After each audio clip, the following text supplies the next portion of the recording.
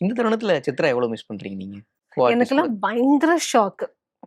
ஏன்னா, அவ்ளோ ஒரு போல்டு அவங்க.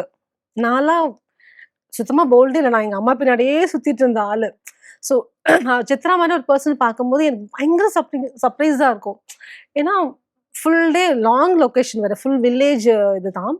So long location. காலைல ஷூட்டிங் வந்து ஃபுல் டே ஷூட்டிங் முடிச்சுட்டு, நைட் அவங்களே காரு டிராவல் பண்ணி வேற ஏதோ ஒரு ஊருக்கு ஈவென்ட்டுக்கு போறேன் அப்படி போறேன்க்கா அப்படின்னுவாங்க.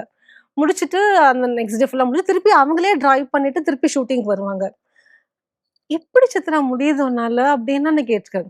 இல்ல, இல்ல நம்ம பண்ணணும். நம்மால எல்லாம் முடியும். அப்படி பேசுவாங்க அவங்க. அவங்கள சித்ராவெல்லாம் பார்த்துட்டு, ச்சே! இவ்ளோ ஒரு போல்டு. நம்மலாம் வேஸ்ட் இல்ல. இவங்களெல்லாம் பார்த்து நம்ம கத்துக்கணும். அப்படிலாம் நான் ஃபீல் பண்ணியிருக்கேன்.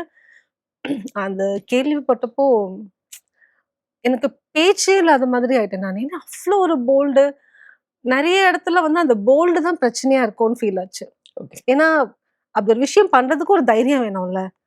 அவ்ளோ தைரியமான பொண்ணு, அந்த தைரியமா அந்த முடிவ எடுத்துருச்சு போல இருக்கு. ரொம்ப கஷ்டமாயிடுச்சு அதெல்லாம்.